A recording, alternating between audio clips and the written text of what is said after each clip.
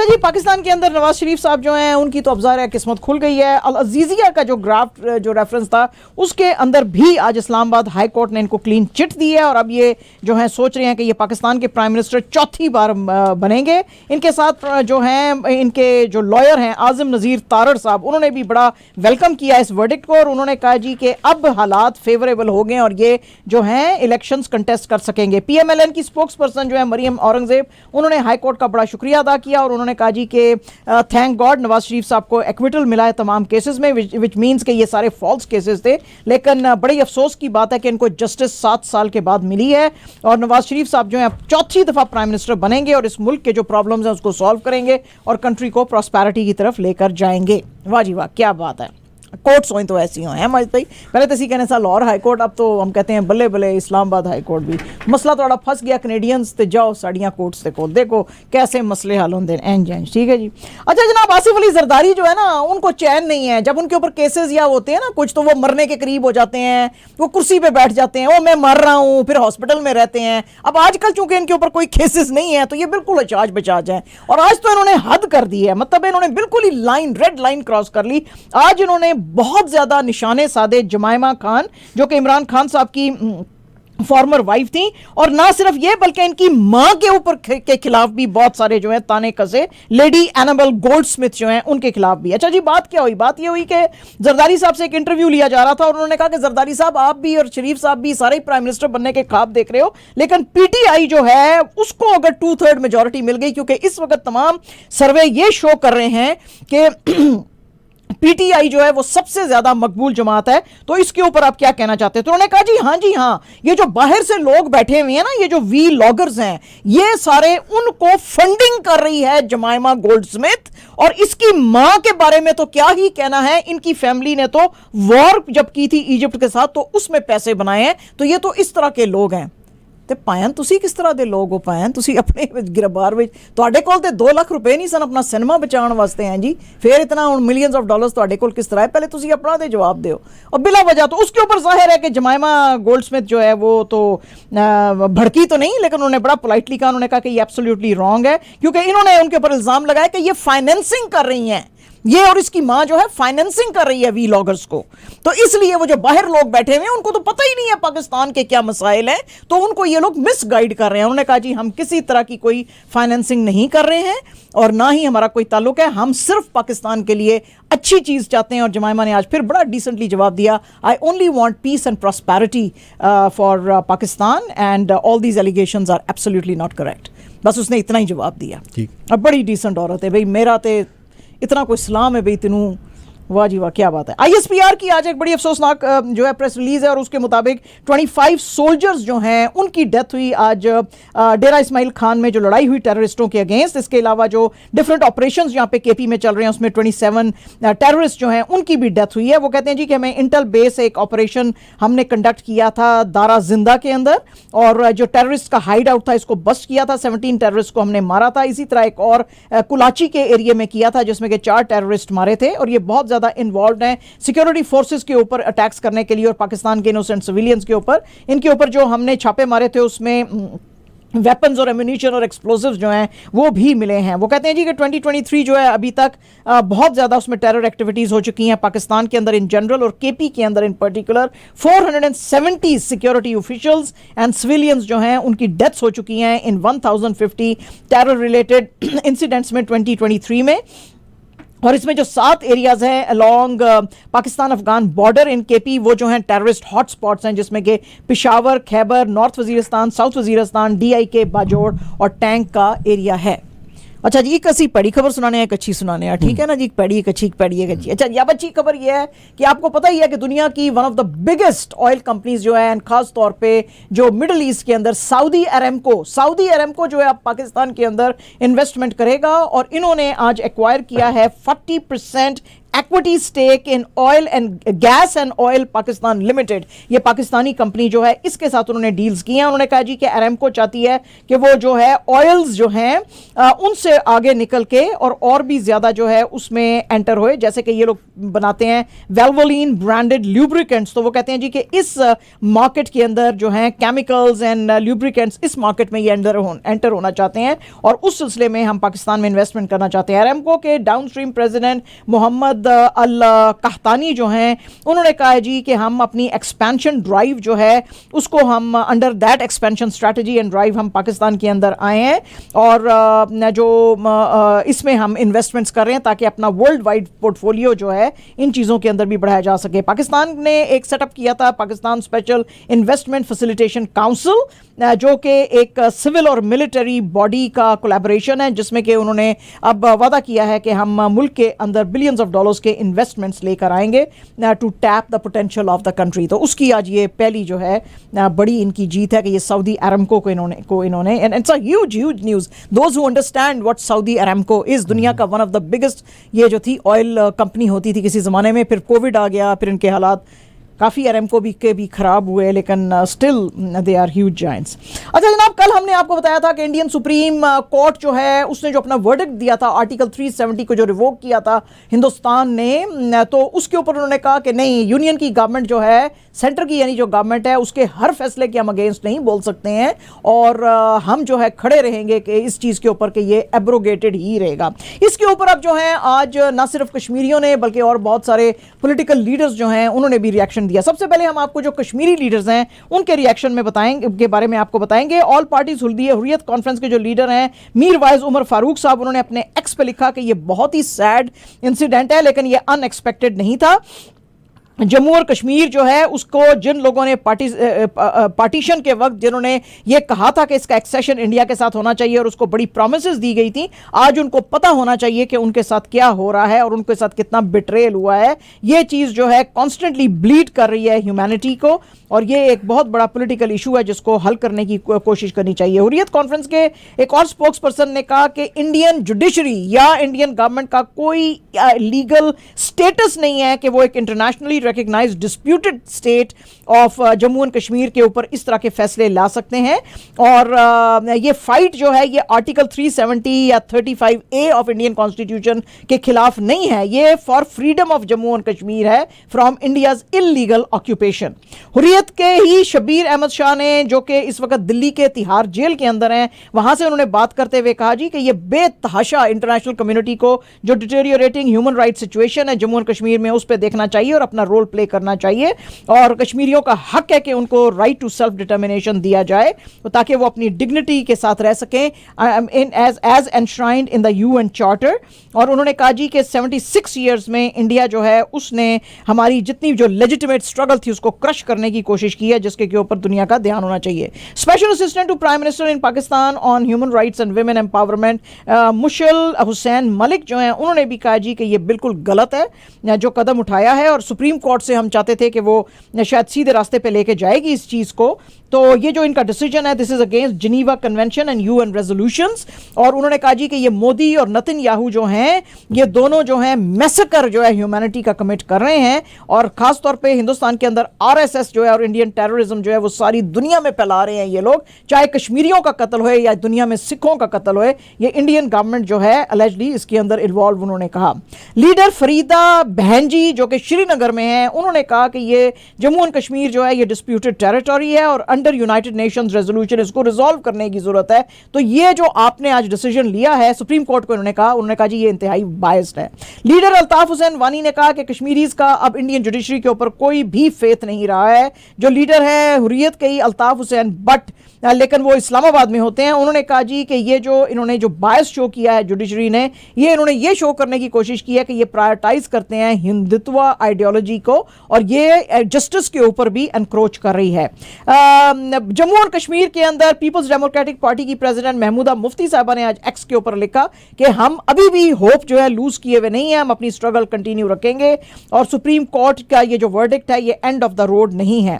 National conference के vice president Omar Abdullah ने कहा कहा कि वो डिसहार्टेंड है और वो डिसअपॉइंटेड तो हैं लेकिन डिसहार्टेंड नहीं है और ये स्ट्रगल जो है ये कंटिन्यू रहेगी। दल खालसा के लीडर जो हैं पंजाब, इंडियन पंजाब में कंवरपाल सिंह, उन्होंने भी इसके ऊपर कहा कि ये तो एक्सपेक्टेड ही था और कश्मीरी जो है पिछले 7 डेकेड से अपनी आज़ादी के लिए लड़ रहे हैं, तो ये तो बहुत ही नाइव होता अगर आप ये सोचते कि शायद सुप्रीम कोर्ट उनके हक में फैसला देगी। अलबत्ता ये जो लंबा डिस्प्यूट चलता हुआ आ रहा है इसको हल करने की जरूरत है under United nation security council agenda, लेकिन इसको सुप्रीम कोर्ट ऑफ इंडिया ने भी जो है वो रद्द किया है, इग्नोर किया है।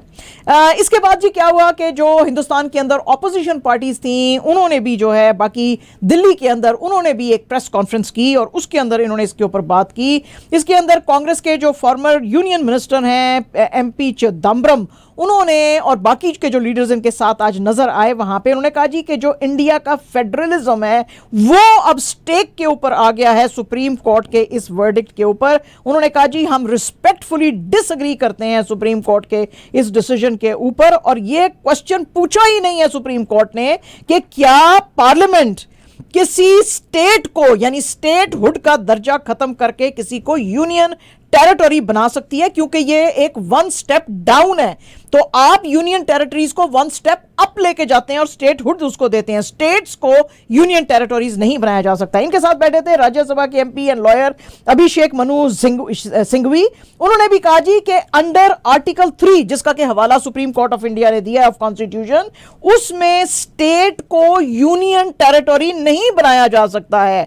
आप स्टेट का कुछ हिस्सा यूनियन टेरिटरी में चेंज कर सकते हैं, उसको 2 से 3 स्टेट्स में डिवाइड कर सकते हैं, but according to Indian constitution पूरी की पूरी स्टेट को यूनियन टेरिटरी आप नहीं बना सकते हैं।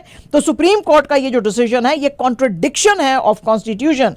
सीपीआईएम जो है उसने भी इसको बड़ा डिस्टर्बिंग का इस डिसीजन को। एआईएमआईएम के जो एमपी हैं असदुद्दीन अवैसी, उन्होंने कहा कि ये ग्रैंड बिट्रेयल है with the people of Jammu and Kashmir और ये जो मोदी गवर्नमेंट है ये किस तरह से स्टेट हुड्स खत्म करके स्टेट्स को यूनियन टेरिटरीज बना रही है और ये एक पेंडोरा बॉक्स खोलेगी, क्योंकि इस तरह की और स्टेट्स को भी फिर अब इसी डिसीजन के अंडर यूनियन टेरिटरीज में तब्दील किया जा सकेगा, जिसकी की वजह से उनको बेनिफिट्स कम मिलेंगे और चीजें कम मिलेंगी। डीएमके के एमपी मोहम्मद अब्दुल्ला ने कहा कि abrogating article 370 is attack on federation. Rajya Sabha के चेयर और वाइस प्रेसिडेंट जगजीत धांधकर ने उनको बड़ा डांटा और उन्होंने कहा जी कि लैंड ऑफ द लॉ के अगेंस्ट अब्दुल्ला साहब आप कैसे बोलोगे। लेकिन कांग्रेस के एमपी केसी वेणुगोपालन जो थे उन्होंने कहा जी कि आप कैसे किसी को रोकेंगे अगर उसका पॉइंट ऑफ व्यू बीजेपी की गवर्नमेंट से डिफरेंट है। उनका राइट है, हर बंदे का, हर एमपी का राइट है कि अगर उसका डिफरेंस ऑफ ओपिनियन आपके साथ है तो वो सामने लाके रख सकता है। तो जनाब ना सिर्फ लोकसभा के बाहर बल्कि लोकसभा के अंदर भी आज काफी गर्मा गर्मी फिर से देखी गई।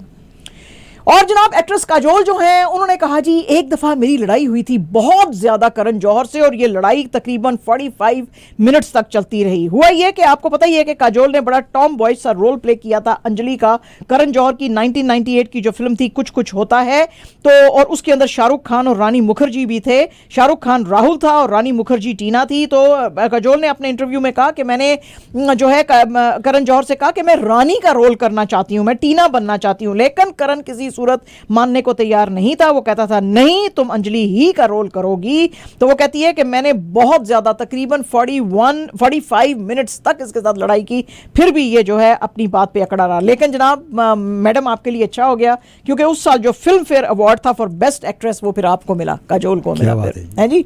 तो means Karan Johar was right. And जनाब आज जो इंडिया के one of the biggest superstars हैं रजनीकांत साहब, उनका आज बर्थडे था 73rd और सारी जो उनके फैंस हैं उन्होंने बड़ी उनको दुआएं दी। इनकी वाइफ लता, इनकी बेटियां ऐश्वर्या, सुंदरिया और बाकी के बहुत सारे फैमिली मेंबर्स जो थे, इनके ग्रैंड किड्स जो थे वो भी आज थे। इन्होंने केक कटिंग की। रजनीकांत जो है वो बेंगलुरु में पैदा हुए थे 1950 में और इनके 4 बहन भाई थे। इनके वालिद साहब का नाम था रामजी राव और बड़ी इनके साथ ट्रेजेडी हुई थी कि 5 साल की उम्र में इनकी जो माँ थी जीजाबाई, उनकी डेथ हो गई थी और बेतहाशा फाइनेंशियल जो है डिफिकल्टीज इन्होंने फेस की थी। तो फिर इनको बड़ी छोटी उम्र में लोड करियर, जिसको कुल्ली या जिसको कि वो जो मजदूर कहते हैं, उसका इन्होंने काम शुरू किया। उसके बाद ये बस कंडक्टर बन गए, लेकिन ये बनना एक्टर चाहते थे। इनके एक दोस्त थे बड़े क्लोज, राज बहादुर, फिर उन्होंने इनको एनकरेज किया कि तुम मद्रास फिल्म इंस्टीट्यूट के अंदर एनरोल करो और मैं तुम्हें सपोर्ट करूंगा। इनके पास पैसे नहीं थे तो उन्होंने कहा जी मैं सपोर्ट करूंगा, और फिर बहुत कोशिश के बाद इनको एक मेजर रोल मिला 1975 में अपूर्वा रागन गाल के अंदर, और उसके बाद ये बन गए ह्यूज सुपरस्टार। हालांकि वो बड़ा नेगेटिव रोल था, लेकिन ये इनकी एक्टिंग उसके अंदर जो है नोटिस हुई, और फिर तो जनाब there was no looking back. तो अब आज जो है वो ये बहुत बड़े सुपरस्टार हैं, ऐसे सुपरस्टार जिनको लोग जो हैं आज वर्शिप करते हैं और पूजा करते हैं। हाँ, और बड़े बड़े जो हैं, खासतौर पे जो साउथ इंडियन है वो तो बहुत ही इनको पसंद करता है। आज जनाब अनुष्का शर्मा और विराट कोहली ने भी सेलिब्रेट किया अपना 6th वेडिंग एनिवर्सरी। इस सिलसिले में जो अनुष्का शर्मा हैं उन्होंने अपने इंस्टाग्राम पे बहुत सारी प्यारी पिक्चर्स जो हैं वो शेयर की, और बड़ी कुछ गूफी पिक्चर्स भी थी जो उन्होंने शेयर की। दोनों जो थे काले कपड़ों में थे, और यहाँ पे इनकी फैमिली और फ्रेंड्स भी थे, तो उन्होंने बड़ा मज़ा किया। उन्होंने कहा जी कि the day was filled with love, friends and family, so sorry for getting pictures posted on gram late। तो बहरहाल जी लोग जो हैं आज इनको देख के बड़ा खुश हो रहे थे।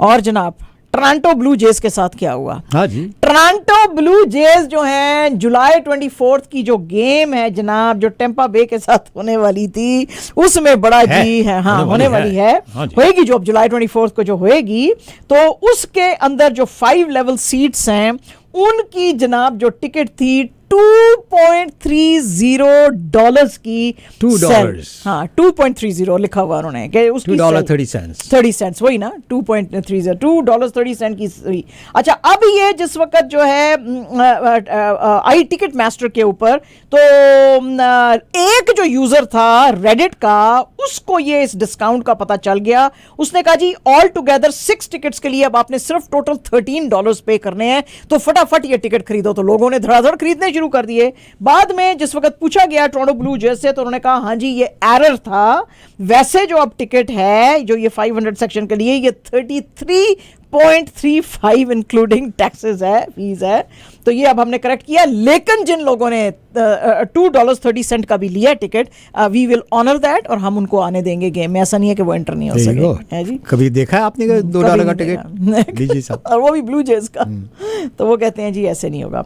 और जनाब पाकिस्तान की जो अंडर 19 एशिया कप खेल रही है, एशियन क्रिकेट काउंसिल के अंडर ये जो चल रहा है आईसीसी एकेडमी ग्राउंड दुबई के अंदर, इसमें जो है अंडर 19 टीम ने, पाकिस्तान की ने बहुत ज्यादा जबरदस्त किस्म की परफॉर्मेंस दी। कल इन्होंने हिंदुस्तान को हराया था। यहाँ पे जो यंग गन है अजान ओवैस, उसने 100 रन बनाए थे और पाकिस्तान ने डिफीट किया इंडिया को बाय 8 विकेट्स। आज इन्होंने डिफीट किया अफगानिस्तान को 83 रन से, और अफगानिस्तान जो है उसकी पहली 4 विकेट्स जो हैं वो सिर्फ 60 रन्स के ऊपर गिर गई थी इन 13 ओवर्स। नुमान शाह ऑफ अफगानिस्तान जो थे वो सिर्फ जो थे सिग्निफिकेंट प्लेयर रहे, उन्होंने 54 रन्स बनाए। लेकिन पाकिस्तान के जो स्किपर हैं नसीर खान एंड फरीदून, नहीं ये जो है इसी के अफगानिस्तान के जो अंडर 19 के स्किपर हैं नसीर खान एंड फरीदून दाऊदजई, इन्होंने फिर जो है 26 रन स्कोर किए। लेकिन पूरी की पूरी टीम जो है 220 के ऊपर 48.4 ओवर्स में आउट हो गई। इससे पहले पाकिस्तान ने बैटिंग की थी और इनको टारगेट दिया था 303 रन का, जो कि सिर्फ 3 प्लेयर्स ने बनाया, और शैमुल हुसैन और शाहजेब खान और रियाज उमर जो हैं इन्होंने ये टारगेट बनाया था 303 का। शाहजेब जो हैं और शामिल, इन्होंने ऑल टुगेदर 115 रन्स डाले थे। शामिल जो कि 19 इयर्स के, उन्होंने 75 रन्स बनाए ऑफ 54 बॉल्स। शाहजेब जो है उन्होंने 79 रन्स बनाए। रियाज जो थे उन्होंने 73 रन्स बनाए, और इस तरह से जो है पाकिस्तान ने आज का दूसरा मैच भी जीता अंडर 19 का। क्या बात है जी। हाँ जी। और तुर्की का जो फुटबॉल फेडरेशन है उसने तमाम फुटबॉल गेम्स, तमाम लीग मैचेस सस्पेंड कर दिए हैं, क्योंकि कोर्ट ने ऑर्डर दिया है कि अंकारागचू का जो प्रेसिडेंट है फरूक कोचा, उनको अरेस्ट किया जाए, क्योंकि उन्होंने पंच किया था रेफरी को in the face at the end of the teams super league home match against रिजस्पर। जब उनसे पूछा कि आपने ऐसे क्यों किया तो उन्होंने कहा जी कि रेफरी कॉन्स्टेंटली गलत किस्म के फैसले दे रहा था। रेफरी हलील उम्मत मेलर जो हैं वो उनको ना सिर्फ ये कि इन्होंने मुंह पे मुक्का मारा जब ये बेचारे गिरे, तो ये जितने भी इनके ये जो थे इसके ये अकन गैचू के जो प्लेयर्स थे वो भाग के आ गए उसके अंदर मैदान में और उन्होंने इसको किकें भी मारी। बहरहाल जी बाद में फिर पुलिस आई तो पुलिस ने जो है इसको उठा के वो अंदर ड्रेसिंग रूम में लेके गए और वो कहते हैं जी इसकी बेईमानी की वजह से जो है हमने ड्रॉ किया है 1-1 का एट एरेमान स्टेडियम में, वरना हम जो है वो जीत सकते थे। और जो लोग टीवी देख रहे हैं वो देखते हैं बेचारा जो रेफरी है वो जमीन पे पड़ा हुआ है। हाँ, जमीन पे पड़ा, उसको ठुड्डे मार रहे थे ना ये सारे। तो बहरहाल जी उन्होंने कहा जी तुर्की की गवर्नमेंट ने कहा कोई गेम्स नहीं होंगी, बस जाओ खली वली, नथिंग डूइंग। एंड जनाब absolutely our last news is about Puma ने कहा है कि इजरायली नेशनल फुटबॉल टीम को 2024 ऑनवर्ड से हम बिल्कुल एब्सोल्युटली स्पॉन्सर करना बंद कर रहे हैं। और उनसे जब पूछा गया आज पूमा से कि क्या ये जो अभी हमास के साथ लड़ाई चल रही है या जो कुछ गाजा में ये कर रहे हैं उसके रहते आपने कहा है, तो पूमा ने आज कहा है कि नहीं, हमारा ये प्लान जो मूव था ये हमने लास्ट ईयर प्लान किया था and we have got nothing to do with consumer boycott calls against Israel amid Gaza war. और वो कहते हैं जी कि हम इजराइल के साथ अपनी अलायंस अब खत्म कर रहे हैं, इसका जो फुटबॉल एसोसिएशन है, और हम जो है अब सर्बिया के साथ भी खत्म कर रहे हैं। तो सिर्फ ये नहीं है क्योंकि हमारा वैसे भी जो इनके साथ डील है वो एक्सपायर हो रहा है 2024 में और उसके बाद हम इसको रिन्यू या एक्सटेंड नहीं करेंगे। उन्होंने कहा जी कि हम और कुछ बड़ी नेशनल टीम्स जो हैं वो देख रहे हैं because under our fewer bigger better strategy we want to have alliances with better national teams और उनके साथ हम पार्टनरशिप्स बनाना चाहते हैं और हम अपॉर्चुनिटीज़ जो हैं उसको देख रहे हैं। और ये आज बहुत बड़ा झटका लगा इसलिए कि पूमा ने सबसे पहले IFA यानी कि इजरायली फुटबॉल एसोसिएशन के साथ जो कॉन्ट्रैक्ट साइन किया था वो 2018 में था एंड दे यूज्ड टू पे लाइक ह्यूज मनी या। तो अब वो कह रहे हैं जी कि हम अपना सर मतलब काफ़ी ये जो ब्रांड्स हैं ना आजकल पागल हुए हैं। जो ज़ारा ने आज किया है, जो उधर शोर मचा हुआ है ट्विटर के ऊपर, उनका कहना है कि वो पुरानी बात, हाँ पुरानी बात है, वो मैंने अभी सुनाई है खबर। वो कहते हैं जी हमने तो ये सितंबर में की थी और लड़ाई तो अक्टूबर में शुरू हुई है और कंसीव तो हमने जुलाई में किया था। और ये अब मतलब मुझे पता नहीं ना सच कितना है इसके अंदर, यू नो। हर एक ने अपने बहरहाल उन्होंने हटा दिया अपने वेबसाइट से, वो हटा दी है कैंपेन। और दैट वाज टू हॉरिफाइंग। वैसे मैंने भी जब देखी कल रात को तो I said like what's going on? I mean that mannequin is without any limbs and she's carrying वो कह रहे हैं जी ये थान है, कपड़े का थान है जो कैरी करे। वो बिल्कुल लग रहा है कि कोई आदमी है जो कि लिपटा हुआ है उसके अंदर ना, डेड बॉडी, हाँ डेड बॉडी लग रहा है ऐसे। तो बहरहाल एनीवेज